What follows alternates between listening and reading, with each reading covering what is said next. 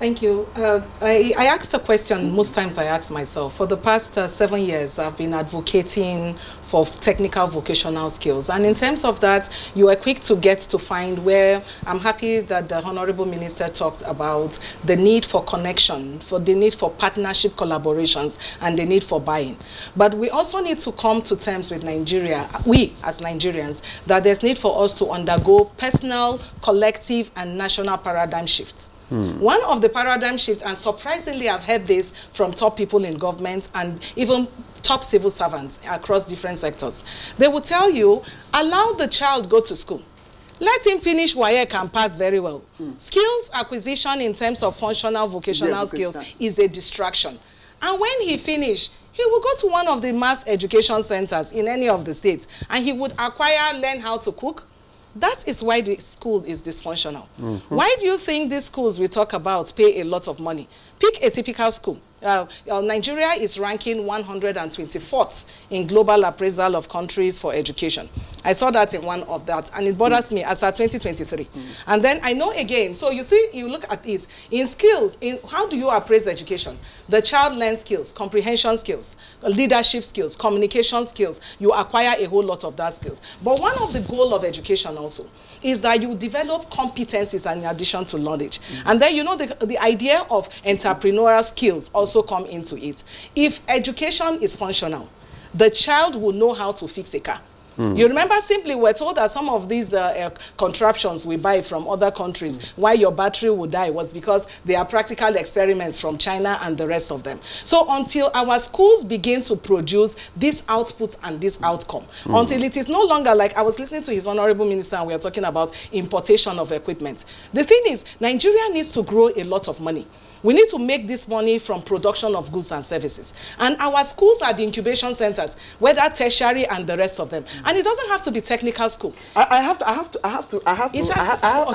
interrupt you so that we can, you know, we can also get the views of Mr. Essien. Yes, some critics have talked about Mr. President's student loan scheme. Okay. And yes, I would like you to speak to that. And what value do you think it will add to? The student loan scheme is a good departure from bursary, because one, it places on the student, the learner, the responsibility for ownership.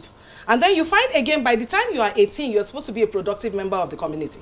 And if everything goes well, you know, at tertiary education, I've heard several arguments. Is tertiary education mandatory? Should you pay for it? Should you not? Basic education is free. And so that is why, for instance, the prelude to that, like one of the ES told me, is that you're talking about studentpreneurship.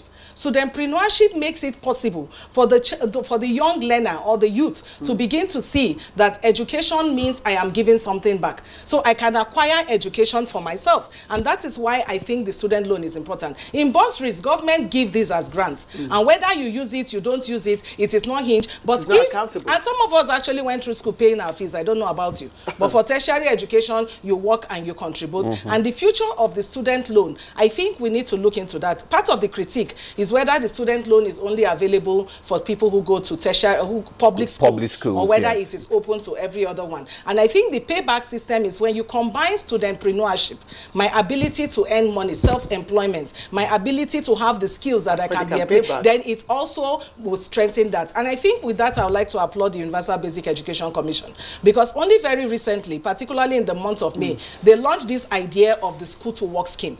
And coming at basic education is one of the ways we need to strengthen it. Because if as at basic education, the child is acquiring that everything I learn in school, I can actually make profits from it. I can make basic garments and sell. I can make basic food. I can even do the work of a tiler, a plumber. I can begin to acquire skills. You see the connection I was talking about, every sector beginning to look at education, not as a standalone, but as a means to achieving all the ends. And then you find that if you adopt this, like the 3 million technical talents we are talking about, they are all in school. And so if you do that, you will find incentivizing it like the wife of the president is doing. Well, for instance, co-curricular activities, vocational skills, these are some of the drivers we need. And I would like to appreciate the First Lady of Nigeria for doing that. Because you find in school, once upon a time, they were governor's cups, right? Once upon a time, there were different awards. Just like we thank UNESCO and the Federal Ministry, we're talking about the National Sewing Championship. So when these incentives are there, you would find that Nigeria begin to look inward, and other ministries carry some of that budget and support what you do in schools. And then education becomes better.